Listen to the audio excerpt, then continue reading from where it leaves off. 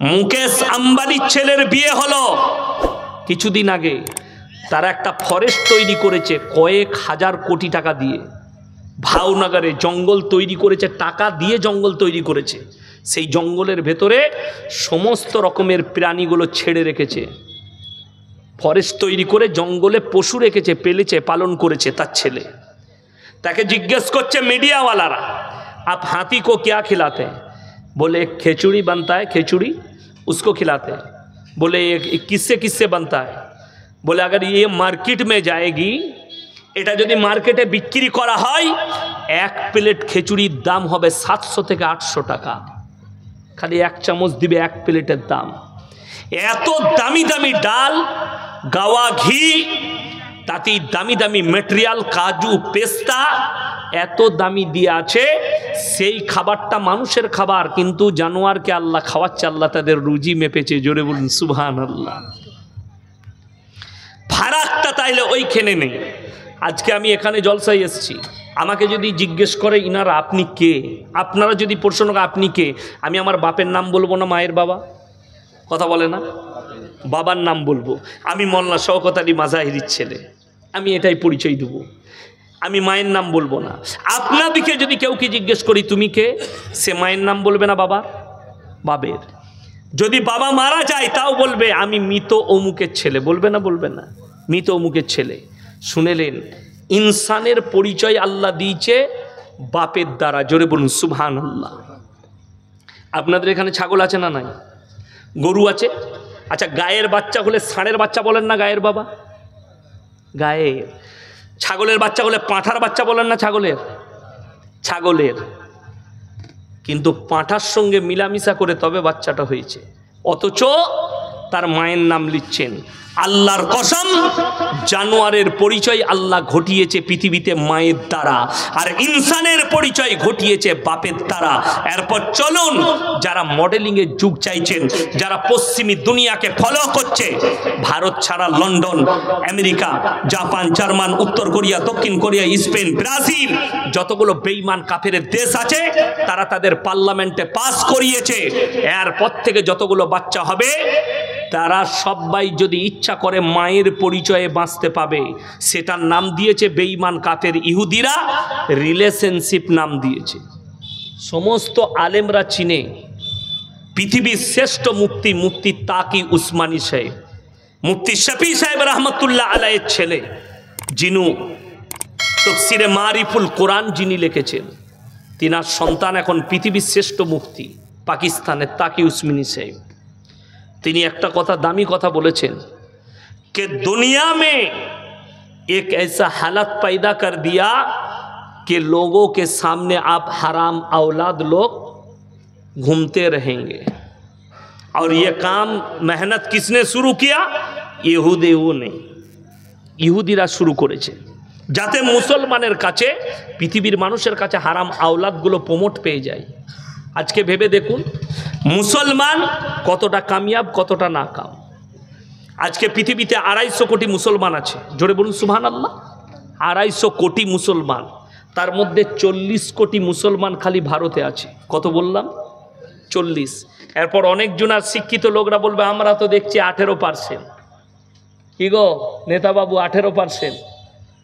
যারা বলছে 18%, আমার বাপ যখন স্কুলে গেছে শুনেছে 18%। আমি স্কুলে গেলাম 18%। আমার মেয়ে এখন স্কুলে যাচ্ছে, সেও আমাকে জিজ্ঞেস করছে আব্বু আমরা ভারতে 18%। আমি বললাম হ্যাঁ মা, আমরা হিজড়ে আমাদের ছেলেপিলে হয়নি। কি বলবো? অথচ আবার দাঁড়িয়ে বলছে মুসলমান 10-10 बच्चे लेते हैं, मुसलमान का 5-5 बच्चा होता है।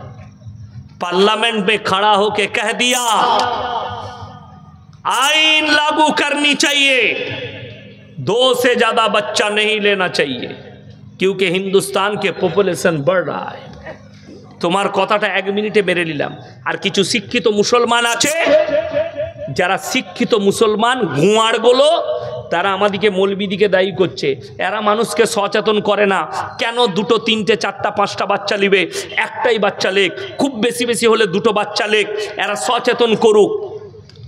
তাদেরকে বলছি শোনো, এই মিশনটা অন্য দেশের লয়, এই মিশনটা শুরু করেছে ইহুদিরা। পৃথিবীকে শিক্ষা দিলে ছোট পরিবার, ভালো পরিবার, অথচ এক একটা ইহুদির 10টা 8টা 12টা করে বাচ্চা আছে। এটা আপনারা জানেন না, এক একটা ইহুদির এতগুলো করে বাচ্চা। চলুন, যারা বলছেন না যে মুসলমান মৌলবীরা আপনারা 4টা 5টা 10টা করে বাচ্চা নেই, যারা বলছে অভিযোগ করছে তাদেরটা শুনেলেন। আমাদের দেশের প্রধানমন্ত্রী তারা 6 ভাই বোন। ক ভাই বোন বললাম? 6 ভাই বোন। আমাদের উত্তরপ্রদেশের মুখ্যমন্ত্রী যোগী আদিত্যনাথ তিনারা 7 ভাই বোন। আমাদের বিহারের প্রাক্তন মুখ্যমন্ত্রী লালু প্রসাদ যাদব তিনারা 10 ভাই বোন। তাগাড়িয়া তারা 9 ভাই বোন। এরপরেও হচ্ছে বলছে জনসংখ্যার দায় হচ্ছে মুসলমানের জন্য। এটা কত দুঃখজনক ব্যাপার, কত বেদনাদায়ক। ভালো করে পড়ো, কার কটা বাচ্চা আছে? রবীন্দ্রনাথ ঠাকুর, কবিগুরু রবীন্দ্রনাথ ঠাকুররা 14টা ভাই বোন। তার বাম্মা অপরাধী হলো না, কিন্তু ইয়াসিনরা 6 ভাই হলে আমার বাম্মা অপরাধী হয়ে গেল। কথাটা বুঝতে পারেননি? আমার বাম্মা অপরাধী হয়ে গেল। দিল্লির বুকে দাঁড়িয়ে একটা মেয়ে বলছে मुसलमान 5-5 7-7 बच्चे लेते हैं, हिंदुस्तान की सरकार नौकरी कहाँ से देगी, मकान कहाँ से देगा, इतना जगह कहाँ है। मैंने कहा मेरे बहन, यही सोच अगर तुम्हारे पूर्व पुरुष ने ले लेती तो तुम दुनिया में नहीं आती। আমাদের বাপ দাদরা যদি এই চিন্তা ভাবনা নিত, তোমরা দুনিয়ার মুখ দেখতে পেতে না। ঠিক বললাম না ভুল বললাম? কিন্তু এদিকে বুঝাবে কে? অন্ধভক্তকে। নাহলে আসামের মুখ্যমন্ত্রী বলছে हमारा मिशन है मुसलमान 4-4 बीबिया रखते हैं। আমাদের নামে অভিযোগ করছেন তিনি মিডিয়ার সামনে। আমি বলবো স্যার, আপনি একটু পড়ালেখা করুন, আপনি একটু নবীজির বায়োডাটা পড়ুন, ইসলামটা পড়তে শিখুন, তারপরে অভিযোগ করবেন। মিথ্যা অভিযোগ করলে আপনার উপরে খুদার গজব নাজিল হবে। মুসলমান 4-4 বিবিয়া রাখতে হ্যাঁ, শরীয়তে 4টা বিয়ে করা জায়েজ আছে। চলুন, স্টেজে প্রথম সারিতে আমরা 4 জন আছি। আগে আমাদের বউগুলো হিসেব করে নিই কটা করে আছে। আব্দুল্লাহ ভাই কটা আপনার? একটাই। আমারও একটাই। কটা হুই আপনার? একটাই। আমাদের দাদরা বলতো দিল্লি কা লাড্ডু জো খায়গা ও ভি পস্তায়েগা, জো না খায়গা ও ভি পস্তায়েগা। একটা দিয়ে ঝামেলা শেষ নেই। আপনারা কেউ বলবেন না, আপনারা বলুন। কেউ যদি দ্বিতীয় বিয়ে করতে চায়, প্রথম স্ত্রীর হুকুম নিতে হবে না? হবে না? হ্যাঁ, ওই জন্যে আলেম আর সাধারণ। আচ্ছা বলুন তো, এরকম ভালো বউ কার আছে রাতের বেলায় বলবে কালকে আমি আর একটা বিয়ে করব, তোমার গালে চুমু খাবে না ঝাঁটা করে মারবে? আর আপনি বলছেন যে বিবির ইজাজত নিতে হবে। পৃথিবীর এমন কোনো মেয়ে আছে, এমন কোনো বিবি আছে, যদি বিবির ক্যান্সার হয় আর যদি স্বামী বলে আমি আর একটা বিয়ে করছি, স্ত্রী বলবে আমি মরে যাই তারপরে করবে, তার আগে করো না। ঠিক কি না? কথা বলেন। ওই জন্য শরীয়ত হচ্ছে বিবির কাছে এজেন্ট নিবার প্রয়োজন নাই, বিনা ইজাজতে তুমি দ্বিতীয় বিবি গ্রহণ করতে পারবে। অনেকজন মনে মনে ভাবছে ভালো হুজুরকে দাওয়াত দিয়েছিস, কালকে আবার একটা করে নেব, তুইও মার খাবি আমিও মার খাবো। ওইখানে বাধা নেই, বাধাটা স্ত্রীর কাছে নেই। বাধাটা যেটা আল্লাহ দিয়েছে, তোমার যদি মনে হয়, দিলেতে মনে হয় দুটো বিবিকে সমান চোখে দেখতে পারছি না, তোমার জন্য একটাই বিবি যথেষ্ট। জোরে বলুন সুবহানাল্লাহ। শুনেলেন, আমার আল্লাহ রাব্বুল আলামিন কোরআন অবতীর্ণ করেছেন, নবীজিকে পাঠিয়েছেন। এই কোরআনের ভেতরে গোটা পৃথিবীর বায়োডাটা আল্লাহ ভরে দিয়েছে।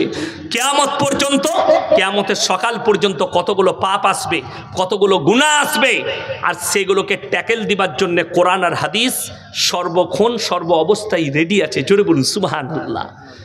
বর্তমানে কি এসছে? আল্লাহ নবী 1400 বছর আগে বলে গিয়েছিলেন বাঁদির পেটে মালিক পয়দা হবে। আজকে সেই যুগটাই এসে হাজির হয়েছে। বাঁদির পেটে মালিক পয়দা হতে শুরু হয়েছে। আমি নাম করব না, সরকার অর্ডার দিয়ে দিয়েছে কোন কোন মেয়েরা পেট ভাড়া দিতে পারবে, কোন মেয়েরা পেট ভাড়া নিতে পারবে। শুনেলেন হে আমার মুসলমান ভাই, স্বামীর বীর্যকে নিয়ে অন্য মহিলার পেটে ভরে দেওয়া হচ্ছে। তার পেটে নিজের বিবিকে, যাদের টাকা আছে, স্মার্ট রাখার জন্যে, নিজের বিবির পেটের চামড়া ঠিক রাখার জন্যে নিজের স্ত্রীর পেটে বাচ্চা নিচ্ছে না, নিজের বীর্য পেট কিনে তাকে 20 লাখ 10 লাখ দেওয়া হচ্ছে, তোমার পেটে আমার বাচ্চা লালিত হবে। সেই বাচ্চাটা তার পেট থেকে পয়দা করা হচ্ছে। এই বাচ্চা শরীয়ত সম্মত হারাম বাচ্চা, নাজায়েজ বাচ্চা শরীয়ত সম্মত, আর কিয়ামতের সকাল পর্যন্ত নাজায়েজ থাকবে। কিছু মুসলমান তারা নিজেদিকে স্ট্যান্ডার্ড বলবে, মডেলিং এর যুগ বলবে, আর বলবে আমরা মডেলিং এর যুগে আছি, আর তারা এই হারাম বাচ্চাগুলোকে গ্রহণ করতে চাইবে। মৌলবীদের কথাকে উপেক্ষা করে, কোরআন হাদিসকে না মেনে, তা না হলে শুনেলেন আজকে মুসলমান যদি রসুল আকরাম সাল্লাল্লাহু আলাইহি সাল্লামের চরিত্রের ওপরে চালনে বলা হতো, মুসলমান কোনোদিন নিজের ছেলের কেক কেটে জন্মদিন পালন করতো না। মুসলমান কোনো